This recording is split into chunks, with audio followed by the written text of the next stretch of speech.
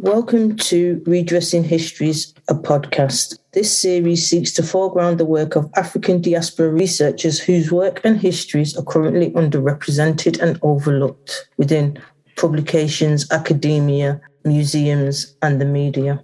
This podcast has been sponsored by the University of Brighton's Centre for Design History and the university's Equality and Inclusion Fund. My name is Elli Michaela Young, and today I will be speaking to Kadian Gosler about her experiences as an African diaspora researcher. Kadian is a PhD candidate within the Fashion, Textile and Design Department at the University of the Arts, London. I'm going to start with the same question I have with everybody else, just to find out more about your research and practice. So in plain terms, my research investigates the development of a woman-centered and experience-based design process for bra wearables, which is a subset of smart bras. I see my research as having three strands, like a plait. The first is defining and delineating the smart bra field, which most people don't know what smart bras are. I'm beginning to understand that. No. At the beginning, when I say that, people are like, what is smart bras? I've never heard of that. Smart bras are bras that incorporate technology, whether it's chemical, thermal, electrical, or mechanical elements. Okay. So, for example, there are smart nursing bras. They help the mom-to-be or the breastfeeding person. They help them to estimate the times and the amount of milk they're expressing. And sometimes they also massage the milk ducts because, that's something that happens often is mastitis. Mm-hmm. So it massages the ducts and it sets these data for them where it can be recorded through their phone when these things happen and what's going on. So they can have a record of this. It's pretty cool when you think about it. There are health-based smart bras, and these are for like massage physiotherapy or recording the wearer's sleep states. Quite a few of these health-based, just an everyday bra that you wear. Okay. There's one that is with an audio recording to play sounds. And the idea is to help relieve the wearer's stress during the day as they're wearing it within their bra. And there's preventative health-based bras. And this field is primarily early breast cancer detection bras. Mm-hmm. So there's quite a few concepts in there. And there's smart sports bras, which you may or may not have seen on the market commercially. No. I guess I feel like they were everywhere between 2013 and 2015. Okay. Stella McCartney, Adidas, Victoria's Secrets even had a smart sports bra. And these bras would help monitor your heart rate, your breathing pattern, calories burned. I was more interested in it because it's like, to me, wow, technological advancement. So then there's also smart protection-based bras, which this one, it's so weird. I feel like I'm gravitating to this a lot in my own sort of personal life. I want to know the psychology behind it. And it's bras that have a GPS system built in, and it has Bluetooth connected as well. So if you're, I guess, out at night and you might have, you're being attacked or assaulted, your heart rate spikes and the bra then triggers a message, sending a message to whoever you have pre-selected in your phone that you're at this location and you may be in trouble. So send help. And then there's another one that has a shock repellent. So if someone grabs you hard enough and they're touching your bra, it gives off a shock to them to like, almost like a taser to send them back off their feet. I'm seeing a lot of this now coming and I'm like, I'm really interested in the psychological aspect of the wearer who would wear a bra like that. Like, where's your mind? Do you feel safe with it on? And do you feel like if you don't have it on, you may not be protected? I don't know. I'm really, really interested in, and I wish we can get these bra on the market so I can do a study on it. So you are looking at smart bras, but what aspect of smart bras does your research look at in particular? Or what are you designing?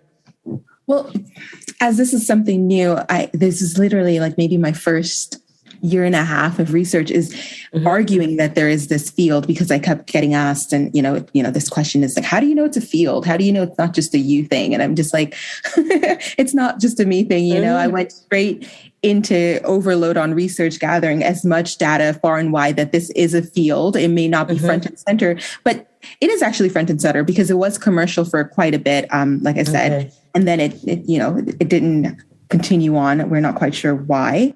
So it is a field, and that first part of my research is documenting this notion that there are these sectors. They may be operating separately because they're operating under this academic research here, being done here, this being done, a lot of it that came out of China, quite a few that came out of the US, but they're not all being placed together in some sort of system that we can all say, these are smart bras, it is a thing. But you get these one-off articles that are like, is smart bra a thing? Do women want smart bra? Like, is it the future? And it's sort of like, guys, like, bring this together. You're just throwing out these questions for us, but we don't even know what, for the general population, they don't know what smart bras are. So if you're throwing out a concept, you haven't given them the background to what, this field is. They're going to think it's just, I don't know what they think smart bras are. Actually, I've never asked them, what do you think a smart bra does?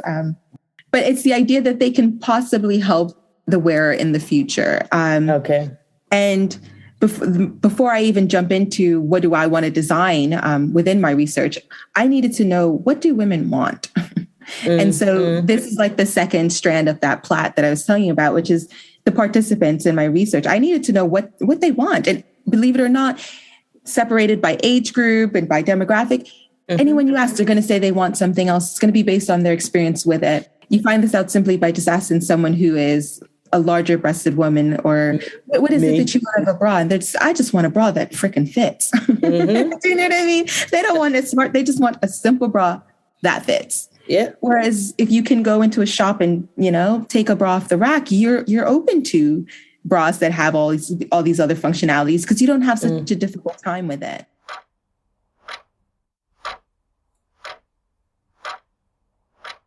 Some of those bras are so expensive. I get that a lot when they start talking about, they're like, well, I wear this large size and I already have to pay this much for it. If you put technology into it, how much more is this bra going to cost? And I'm sort of like, that's not really within the realm of my research, and I'm not the one to blame. I just want to come up with the ideas and help you guys develop it. But pricing, I do understand, will be an issue. With anything, it will be an issue. A lot of that's the first, question is, how expensive is it going to be? But before I get into the design of the process or the product, I wanted to know what the women wanted. And in order to decide what they wanted, I wanted to know how they've experienced the bra throughout their time. And I didn't want just any bra wearer demographic. After reading so much research in my field, I realized there was no study that had been done with Black women. And I found two out of all the studies I've looked at, I found two where one had one Black woman and the other had about a couple, about one or two in there. So it's just that's it. So there's no full studies, just one and two. There's two where they mentioned that they had a Black participant. And I was just like, that's it? There's no way you could study the bra and not have a Black woman, group in there. Like, they wear bras too. That was kind of my question. Do they know they wear bras as well? Shockingly. But it hasn't been studied. And I was sort of wondering why. Why do they get chopped off, being a part of the research? And oftentimes they're saying, they just weren't around in that area they were studying, which I could see that if you were studying in Asia or something, but a lot of it that was based in the UK. Again, I wasn't finding a lot of...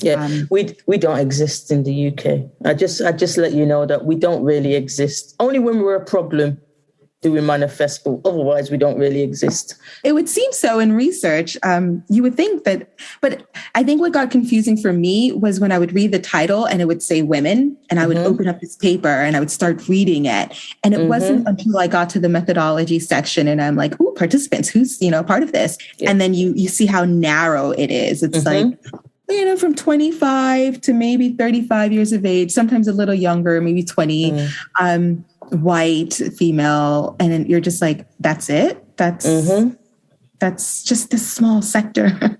That's it. So it's just like, I really was like then dedicated to just saying, there's no way I can do this study and I could do this research without focusing on Black women. There's just no way. I'm a Black woman. And if, if willing, I will become a mature Black woman. And I want to be a part of a study. I want, the voices to be there. So I decided to look at the age group of 45 to 64 years old, which is already known as the invisible age group in terms of fashion anyway. There's not a lot of things going around within that age group. So it's a marketing term. The invisible group is women between 45 and 64. Okay. And so I was like, I want to do that group. And then to focus on Black women, it then became like the hyper invisible group, because it's like, you guys aren't there at all in fashion. No. And it's funny because when you look at TV or anything, a lot of the top actresses are actually within this area. They're in this area right now. They're who we're watching on TV right now.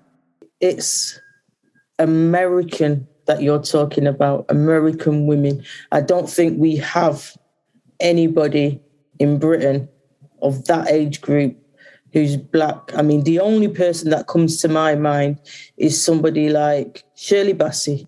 Oh my days, there was a woman on a program called Desmond's whose name I cannot remember at all.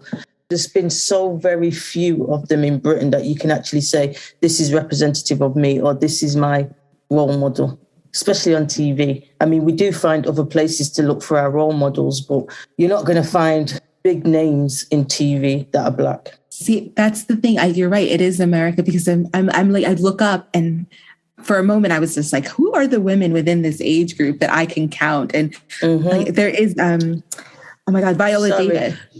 Viola Davis. And I was just about to cut you back to say Carmen Munro. That's who the woman is from Desmond's. But we do have a lot more in America that we can look at and say, these are the women within that role, but you're not seeing them in fashion. And let's just be clear. Even Gina Torres, I think she's also within this age group. She's from the TV show Suits. These women can put on some fashion and sell fashion. They really can. I mean, they play these women walking in, fierce walks in movies or TV shows in suits that we're all like, I would wear that, but they're just not there. And so I really wanted to study this age group and have their voices heard, especially when we look at it in terms of technology. If they're absent in fashion, they are just not there in terms of technology research. No one's looking at this group when they talk about technology. It becomes this double roadblock of like, what are you bringing together and can you bring it together? And the fear of, which is really something that happened. I was like, can I bring this together? Is this something I can tackle? And so I really wanted to, but I was getting my supervisors are saying, well, if, they're not in the research, maybe you can just do something with like just white participants, or it doesn't have to be about race. You could just say women within this age category. And it was just this push to sort of like, just say women within this 45 to 64. And I was like, no, I really want to focus on Black women. And then of course I got why don't you do a comparative study then? And I was sort of like, okay, when you say comparative study, where are you pushing me? And so it was along the lines of, why don't you just compare their experiences and make your research about that? And I realized that's not where I wanted my research to go, but I didn't put up a fight for too long. I did do a comparative study in my earlier years, my second year, on the experiences of this age group between Black and white women in their bra experiences. And doing this survey, lo and behold, there are some differences in how they experience the bra. And these differences are within their identity and their sexuality. These two groups, and these are both Western white and Western Black women, they do differ on how they experience the bra, especially socially. And I thought to myself, whoa, I just found something. I found something. Wow, like here it is. Like here's something that's saying that there is a difference. And we can't just blanket all of these other studies that just focused on either Asian or white women and say, oh, well, all women will experience it this way. No, like there's a fundamental difference. And that was sort of the catalyst for me to argue, we found this point. Now I can just focus solely on Black women in my research and their experience, and I can go from there. So please do not argue with me about doing a comparative study, because I've just given you something that says it's not necessary. It's no longer necessary. We have a difference in experience.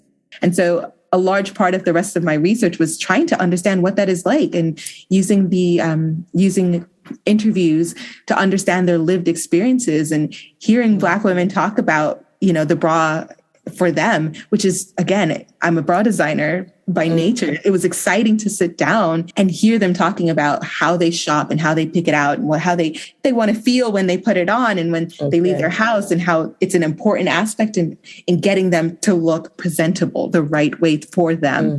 That was a big thing to sit down and hear. And it does vary. Everyone doesn't want it to be, their breasts to be up in center, but the dress needs to fit. And I want my breasts to look this way. And they have specific ways that they're documented in. It was just, as a designer, it's like, wow, it's great to hear.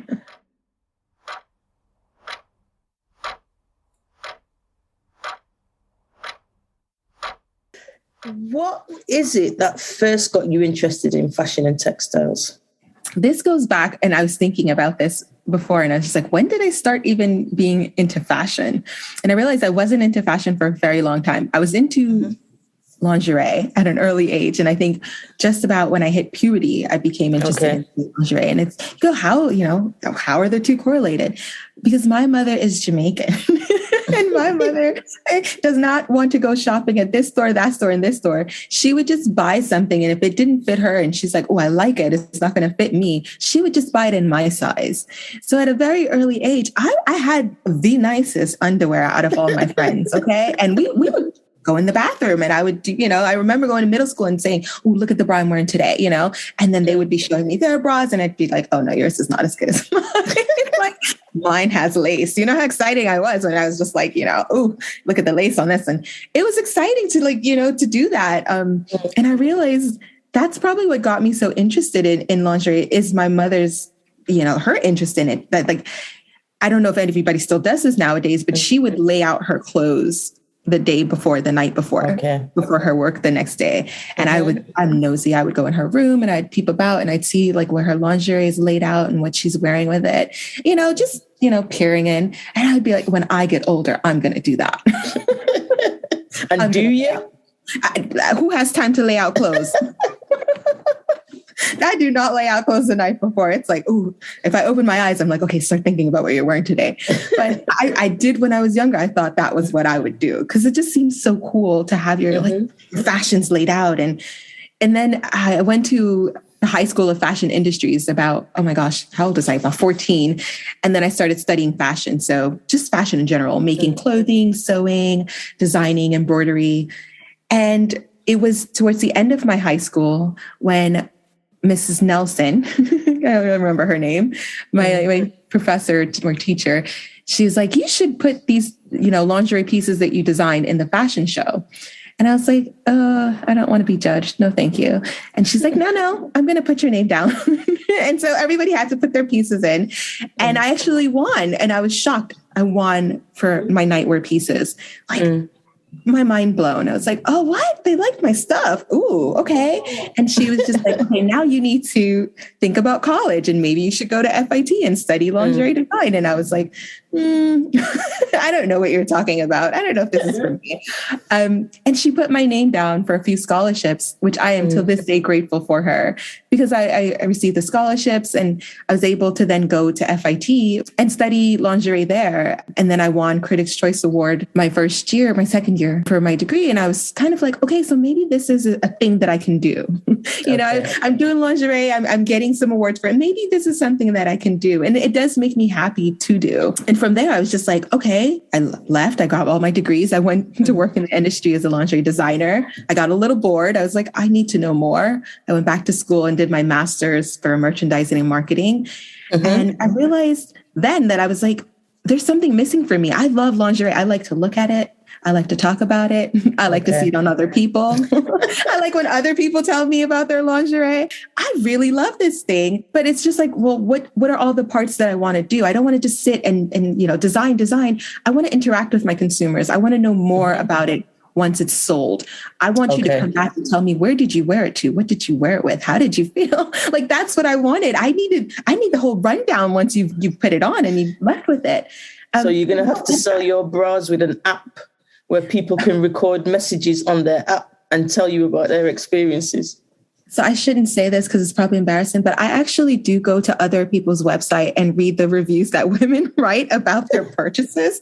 I know it's weird. I'm not going to buy the bra, but I just want to hear what the women are saying, you know, and sometimes they'll say, this didn't fit. And I'm like, oh, I wish they said more. You know, I would go and read reviews because I want to know. I really want to know what they're saying behind the scenes. And I mean, there are tons of Reddits where women go on and talk about this, which I'm a part of all of those groups as well. So it's really exciting to just know that it's not just putting this bra out there. It's also the wearing of it, the consumers that I'm interested in. And then finding out that you can do a PhD and put all this together. I was like, that's a thing. You know, I mean, when I realized that that was a thing, I then went to tell other people and they're like, no, that's not a thing. And I was like, no, you can do a PhD in like fashion. They're like, why would you do a PhD in fashion? And I was just like, okay, maybe you're right. Why would I do a PhD in fashion? But then I was like, it stuck with me. I was like, no, it's exciting. You would be studying this. You wouldn't have to worry about, you know, anything else but studying and getting all this information that you crave. And finally, I was like, you know what? I won't let anyone make me feel like a PhD in fashion is less than. I'm going to go do this thing. Exactly. And here I am. Excited still, year 4.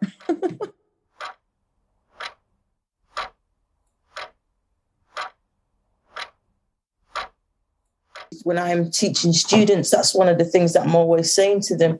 Don't write about things that you think I want you to write about. Write about what interests you and what's important to you, because if you don't, you're going to get bored, and you'll get bored fast, and then it becomes difficult.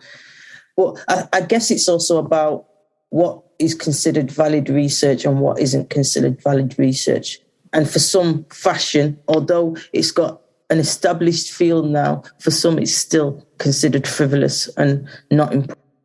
I can tell you that based on some of the comments I got when I said I was going to leave New York and come to London to study fashion. I can tell you some of the comments is just like, why would you do that? Why would you leave your job making money in New York City at that? They're like, you're making good money in New York City. Why would you do that to go be a student again? And it was like, because it excites me.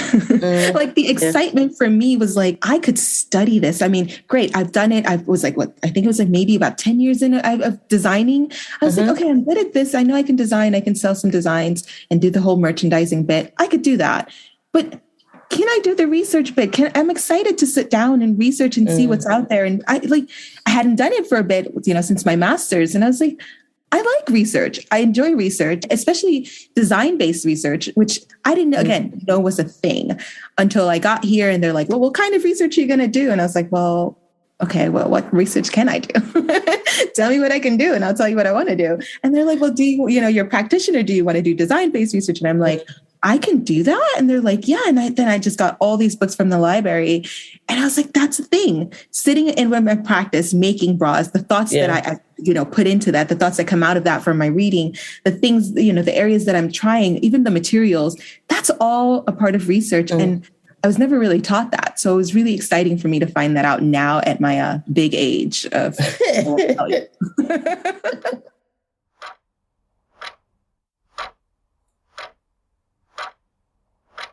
This podcast really is supposed to be thinking about the difficulties that African diaspora researchers experiences trying to find themselves in the archives, or experiences of African diaspora. And you've talked about you didn't have examples to reference and you were told to just do women. And I completely understand that. But the thing for me is, how did that change your approach to your research project? Because you have to design this thing, don't you? So if you don't have the evidence, because other people I've spoken to, we've talked about there's just no material in the archive, or it's misdocumented and it's difficult to find. But for you, there was just nothing there. So this was something that I wrote about in my notes, where I was just like, for the longest, I thought I was going to come and research this. Like I was doing the research, but I wasn't a part of the research. I was just, the hands just having it done, the brain that's sitting there. And it wasn't until I sat with my theoretical framework and realized, no, you are the conduit. Everything that you sit down and co-construct and co-interpret with your participants, it's coming through you. You are part of that. You are not a wholly objective, just sitting there. You're also a Black woman, surrounded in your life with Black women within this age group. So you're getting all of that from them, and you don't really even realize sometimes that's shaping your interaction and how you see this. So talk about it in your research. And I don't know, for the longest, I did not want to put myself in the research until... because you're supposed to be objective, right? Exactly. And I wasn't quite sure if I had to follow this route. And I realized, and it was because of Professor Trevor, I hope I'm saying her name right. She said it a lot of times, but Trevor Lindsay. And I went to this Black feminist night school at Zora's House online. This was happening in Ohio. And so I would do these night school at midnight or sometimes 1:00. And I'm sitting there awake because I'm here in London. And she's talking about her research and how she's getting herself. And so she reflects on herself and how it comes through. And I'm like, whoa. So again, I can talk about myself and my research in this way. Like I can put myself in there, but then I would get so excited after hearing her speak. I mean, who wouldn't? She's just so like enigmatic and just passionate. And I was just like, I want to do that. And then I would stop and it would be the next day and the next morning. And then I would get a little hesitant again and say, how do I put myself? So I started this interest group called Fashion and Ethnicity. And it's an interest group with a couple of other multiracial women. We all talk about our experiences with fashion. And that was kind of my step in my toe into, okay, how can I talk about myself?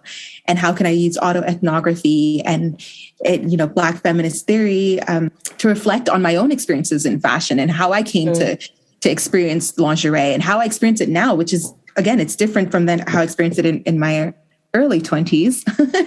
And now it's like, now even in this setting, I'm so hyper aware of how I present myself in my clothing, especially, in academia where, it can be a little lax when you look around, you see people are a little lax, but I'm aware I can't just be as lax as that. And I mean, I come from industry where you have to present yourself every day. You can't just show up in whatever you want. And I remember I had an encounter where someone was like, oh, you're always so overdressed for school. And I was thinking to myself, well, I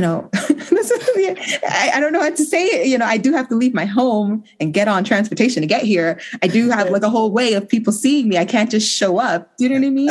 I would think that's more to do with the Jamaican in you than it is to do with the professional in you. Because I remember my cousin came, she works for a government department in Jamaica, and she came over here for some conference or something like that. And it's funny, the first day of the conference, I met her in central London, and she came out and she was like, boy, I've just been sat in that room and I just don't understand how you British people come to work dressed like that. In any old way. She was like, you are supposed to be professionals. How can you go into the office? Well, not only into an office, but into a professional environment as a keynote speaker and dressed like that. And I'm like, boy, if she saw how I went to work every day, she'd be horrified. That could be, that you're right. It could be how I was conditioned, because if it's one thing my mother has instilled in us is you need to have an iron board and use it. And even my brothers would never leave the house without ironing, which is funny, ironing their clothing. And you think, oh, you guys are ironing jeans. Oh, trust me, it might look wrinkled when they walk out, but they iron it because they know that's how we're conditioned. You iron your clothes and then leave your house. So when someone called that out to me, I didn't even think, that was a thing someone was watching me do, if that makes sense. I then became aware that I was being watched, which is a little shocking because you don't think you're being watched. You're just going about your day. And then for someone to say, well, you're always so dressed up, you're thinking to yourself, wait, so you're watching me? You're taking notice of what I'm wearing. I'm not taking as much notice, but you are taking notice of me. And so even in trying to document how I come to realize I'm actually fashioning myself when I leave my house, both being, objective of like, this is how I want them to see me, or this is how I want to present myself. But also it became such a thing for me because again, fashion has always been me reading other people's thoughts and wanting to know more about, how they come to clothing, but never really seeing myself. And now I'm just like, wow, I've really been affected by the dominant society in my presentation. I'm one of those people, I don't really see this in other Black people, if that makes sense. Like, dress how you want to dress. It's freedom. Yeah. But then I'm realizing that I'm being watched in that way. And that for me, it was almost like the glass shattering around me. It's like, you never realize that. And it's like, okay. I think as well, it's because your experience as a Black woman from America, you will not have been the only Black person in a classroom. And so you wouldn't be the lone body in academia. And I think whereas here, oftentimes we are the only person. And so the way you stand out becomes more obvious. And sometimes you're trying not to think about it and you might be going about your day and then suddenly you look around the room and you realize you are the only one.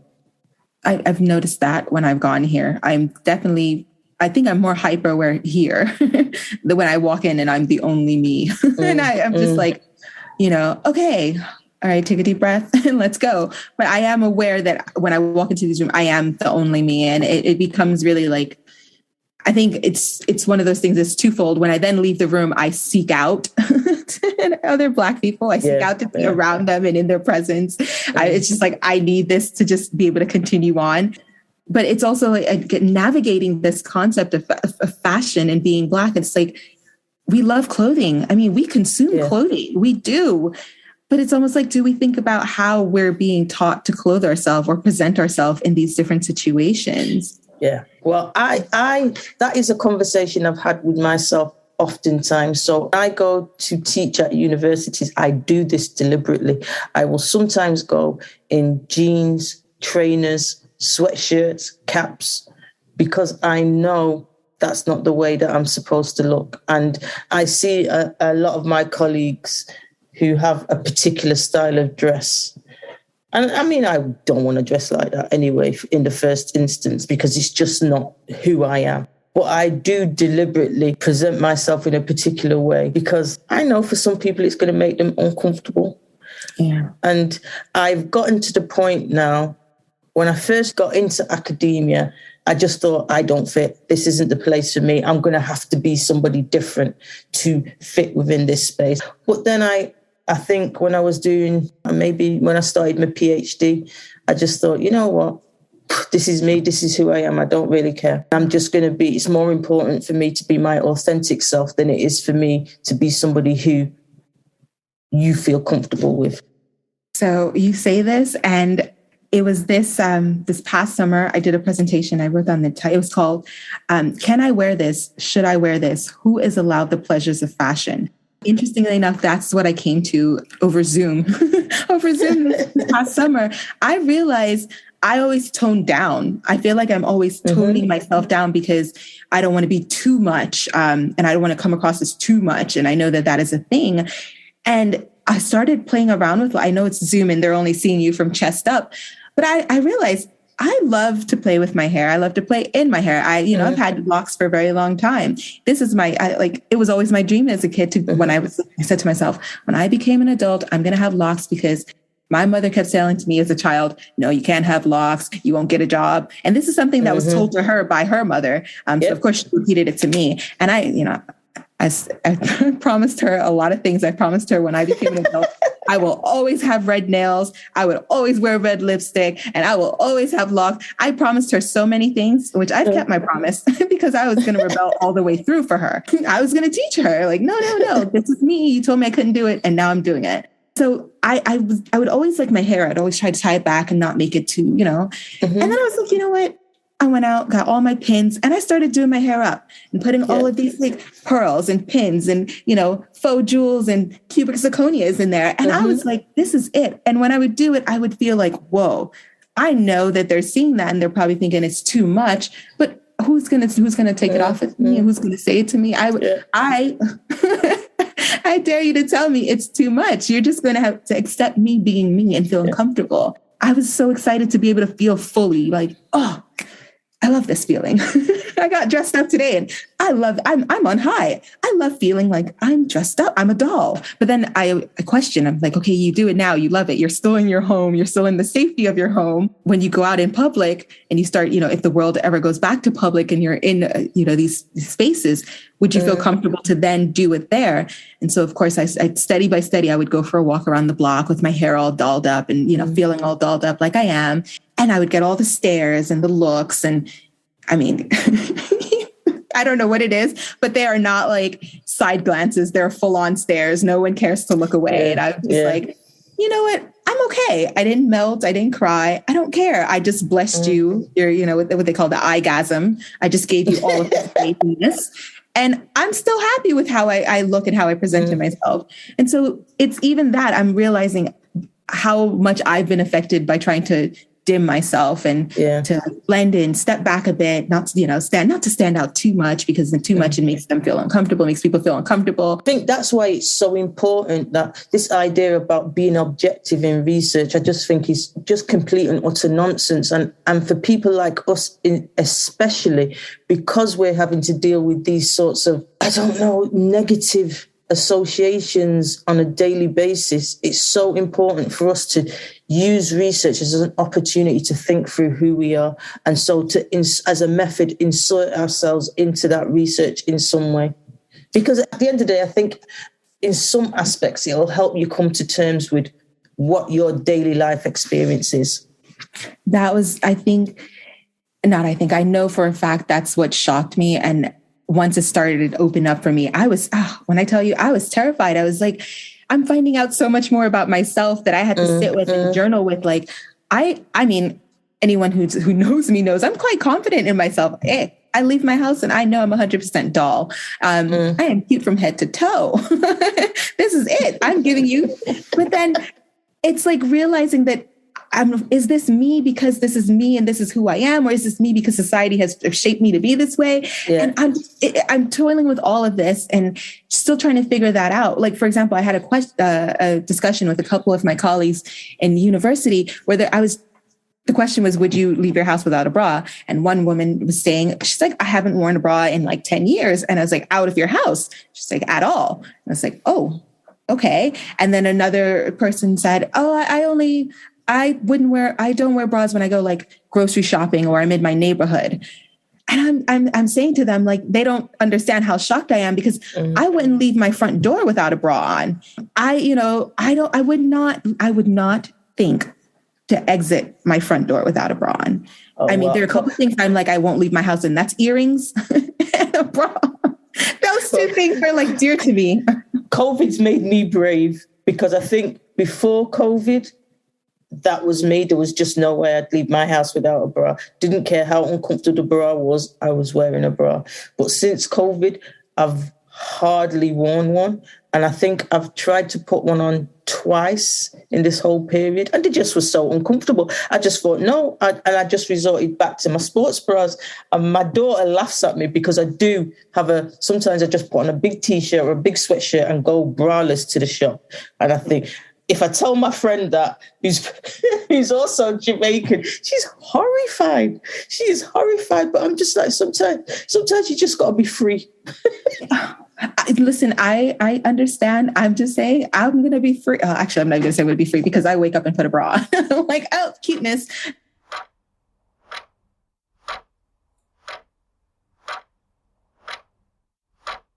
Well, I volunteered to do something for a community group. And I'm like, so I need some African diaspora scholars that look at fashion and textiles. And we're looking at, in my head, I'm thinking about Windrush generation. So it connects in that kind of way. And it's the same suspects. It's the same suspects all the time. And the same people that I'm asking, because I'm coming to you as well. So the same people that I've asked about the podcast are the same people that I'm asking about this community project, because there's so few of us. I've noticed I've branched out to the US, and there are a lot of, I think it's Ohio State, that I'm finding, and I'm scouring their master's thesis, I'm scouring their PhD dissertations, and I'm reading and saving all of the research that I'm finding from the States where they even mention Black women in fashion. One of my favorite databases, the Race and Fashion Database by Professor Kimberly Jenkins. I think that honestly, that should be like the top find of the 2000s. At the end of it, when we're giving out awards, like we say, well, what happened that changed the world? This is changing literally the fashion world. Everybody I talk to, I'm like, there's this website, and she has an amazing Instagram. They have a great Instagram that gives you the snippets of articles, and you can then go and search it, and in a punchy, very like lighthearted, but very catchy way. And I'm just like, this is what I needed when I was an undergrad. If I knew something like this existed, I probably would have just said, screw going into the industry. I want to continue with learning. Because it's like exciting to know that there's this wealth of information out there that helps you to understand your experiences. Especially I found one talking about shopping while being Black, and that kind of, I don't know how to describe it, that situation, that experience of going into a luxury store while being Black and navigating whether you're going to shop or whether you're not going to shop based on how you're treated, where you're invisible because they're not really paying you any attention, but you're very much hyper visible because they're following you and looking at you through the side of your eyes. And that experience and how that affects how you engage with fashion. And I was like, whoa, someone studied that. Someone really went out there and did that for me. They gave me an insight into that experience. Yeah, for me, because that experience is why I actually don't enjoy shopping in stores. And I tend to just go online because I'm like, I don't really want to have to deal with all of that comes with it. I just, people say shopping for fashion should be fun. And I don't feel like it's fun anymore. It feels too much anxiety inducing, knowing that I'm being followed or that I'm not being helped on purpose. And it's like, I don't have time for that. So I really enjoyed being able to read this article and all these other articles that are out there that are talking about fashion, even Afro-Latina fashion. And I'm like, yes, exactly. So this database is amazing. And I hope to. I've looked at it a few times. So and I do agree, it is game changing for those of us that are looking at race and fashion. But my final question, because you and me can talk all night, I know this. My final question is, what do you think needs to be done to safeguard our histories for now and in the future? I mean, the race and fashion database is one of the ways that we can look at it. But do you have any personal perspectives outside of that, how we can safeguard our histories? To be first, frankly, I feel like we need to start documenting it. I don't think we document it enough. Even now, when I was talking with my grandma and she was telling me about my great grandma, Edna, who used to design lingerie for the neighborhood girls in Jamaica because she worked for a meat and form factory. And she just told, again, I'm in my, older, big age, and I just found this out. Like, I didn't know this growing up. I didn't know this until now. And it sort of for me was like, whoa, so there's this connection. There's maybe this connection that's deeper for me, this thread in my line of life of why lingerie, means it's so much important to me, and it's so exciting to me. And it just feels like it's within me. And maybe it's that. And it's also documenting that. I mean, when I sat down with my grandmother and just talked about lingerie with her, I was like, what? We like the same kind of lingerie. And she was like, what are you talking about? I'm like, I have that same lingerie. And she was shocked. And I was like, she's like, why are you wearing that? I'm like, because I look good in it. I'm like, why are you wearing it? And she's like, because it gives her shape. And I'm just like, to even be able to talk about that with her and have this down, I'm like, I really think that we need to document it more and talk to not just our fashion icons, which are usually celebrities, but our everyday women. Because when I tell you this, growing up, seeing my mom and her friends go out, I promise you, was like, I barely watch TV. So seeing them dress up to go out on the weekends was like mind blowing to me. Do you know what I mean? Seeing the fashions, and I say this, and I hope my mom, if she hears this is not a dig, Mom. Her Jamaican fashion mixed with her American pieces. I was like, what? It was but now, she has photos and I can look at these photos and say, yeah, I was wondering what you were thinking. But I love the fact that I was wondering what you were thinking. Yeah, I was like, ooh. But now I'm just like seeing these photos. I'm like, I want to sit down and talk to her and document these fashions, because later on, it can be gone and it can be rewritten. We know now how easily our ideas, our designs, our contributions can be rewritten and, given to someone else and to other groups as a their thing and not an us thing. So I really think we need to start documenting it. And a lot of it, I'm a 90s baby, even some of the 90s fashion that's coming back now. And it's like, who are the people that wore that? Let's talk to them. Let's interview them. Let's document before it's too late. It just documented before it changes and we don't have those voices. I was thinking about the fact that we have higher education and we need to connect it.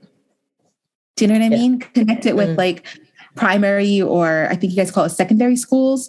Connect it there so we can start showing them that there is this future if they so choose to go down this path and study fashion. again, fashion sometimes seems so frivolous to everybody because they think it's dressing up and taking pictures. And I'm saying, take those pictures because that is documentation we need. Take as many as you can. Like I told you, I was telling you earlier, my grandmother only has one photo of her mother, my great grandmother. So I don't know what she wore. And thankfully, my mother would go to the studio and get her photos done. So I have photos of what she wore when she was younger. So it's like, go out and try to document it and talk to the younger generation so that they can become interested in fashion and not feel like it's frivolous. Because I mean, I don't know if times have changed, but growing up, I was often told that what I was studying was frivolous. You know, even in high school, they were like, well, what do you think you're going to do? You're going to become a fashion designer or something. And I'm like, well, why not? That's what I'm studying. It's almost like that, go do something real. And now it's like, you're finding out that you can even just be a historian in fashion. I didn't know that. I did not know that until I was maybe in my undergrad, that you can be a historian in fashion. I did not know that at all. So it's almost, I didn't know it in my undergrad. Yeah, we need to open that up to say, hey, you can be a historian in fashion and study, you know, you're within your culture, your ethnicity, wherever, your neighborhood. Because I promise you, if we study fashion in the Bronx, that is something to behold in itself, because it is a mixture of ethnicities and cultures, and we would all borrow and be a hot mess together in the Bronx. Okay. So it's even the idea of like bringing that back and introducing that at an earlier age, so people don't feel like it is frivolous, and they can know that there is not just, I don't want to say career, but there's excitement within it. You can find excitement beyond just like being told fashion is frivolous. Yeah, I think I would love that a lot. If you create anything like that, I would come and talk to the youth. It's the future. It's the future, Kadian. It's the future.